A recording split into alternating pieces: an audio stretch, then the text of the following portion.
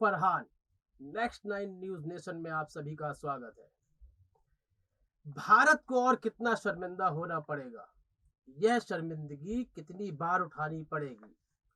सरकार की वजह से नहीं, सरकार के कुछ नुमाइंदों की वजह से, उन लोगों की वजह से जो सोचते हैं कि शायद सरकार उनके ही लिए काम करेगी, उन्हें कुछ नहीं कहेगी, वह कुछ भी कर जाए।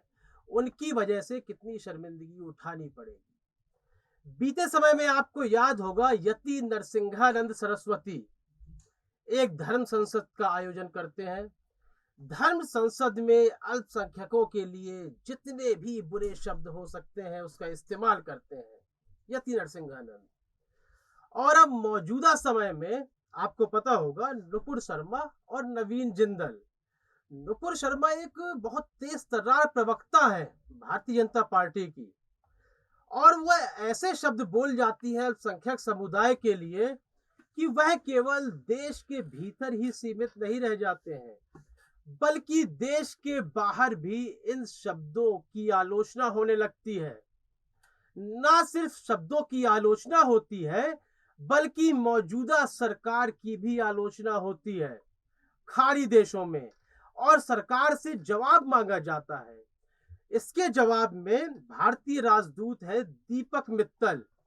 वह कहते हैं कि सरकार का कोई नुमाइंदा हो या भारत का कोई व्यक्ति हो, यदि वह कोई शब्द बोलता है, किसी धर्म या समुदाय को निशाना बनाता है, तो वह हमारे सरकार की विचारधारा बिल्कुल भी नहीं है, बल्कि भारतीय सरकार और भारत देश सेक्युलरिज्म पे विश्वास रखता है, सभी धर्मों को बराबरी से आंकता है और देखता है। यह दीपक मित्तल का कहना है।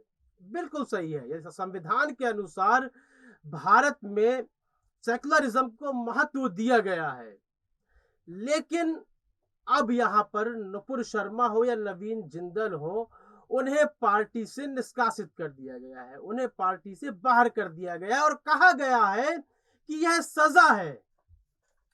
पार्टी से बाहर करना नुपुर शर्मा के लिए सजा है। यदि वह भारतीय जनता पार्टी में ना होती तो फिर सजा किस रूप में मिलती, सोचने वाली बात है। देखिए, पार्टी से बाहर करना सजा नहीं है। पार्टी से बाहर करना अपने दामन को बचाना है कि आपके दामन में कोई दाग ना लग जाए। सजा तो अभी उन्हें मिली ही नहीं है, बल्कि सजा का प्रावधान होना चाहिए।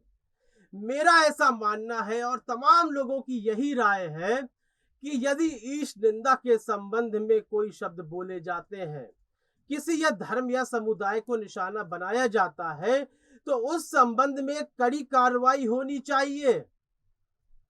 आसानी से केवल पार्टी से बाहर करके ही यह बात खत्म नहीं हो जानी चाहिए, बल्कि उसके लिए सख्त से सख्त सजा होनी चाहिए। आपने देखा कि नुपुर शर्मा के इस बयान के बाद किस तरह कानपुर में हिंसात्मक घटनाएं घटित होने लगी।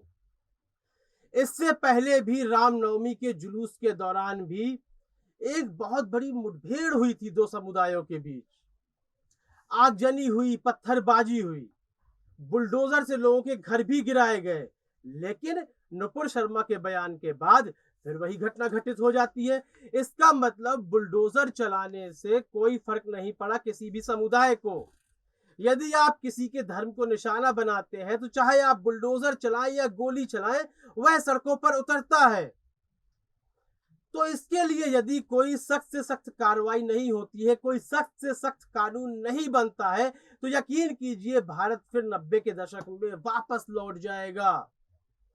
फिर यहाँ आतंकवादी कृत्य देखने को मिलने लगेंगे। इस संबंध में आपकी क्या राय है? अपनी राय देना बिल्कुल भी ना भूलें। क्या किसी धर्म या समुदाय को निशाना बनाए जाने पर सख्त से सख्त कार्रवाई होनी चाहिए? क्या उसे 10 से 15 साल की जेल होनी चाहिए, या इससे भी सख्त कार्रवाई होनी चाहिए? इस संबंध में आपकी राय बहुत ही महत्वपूर्ण है। अपनी राय देना बिल्कुल भी ना भूलें।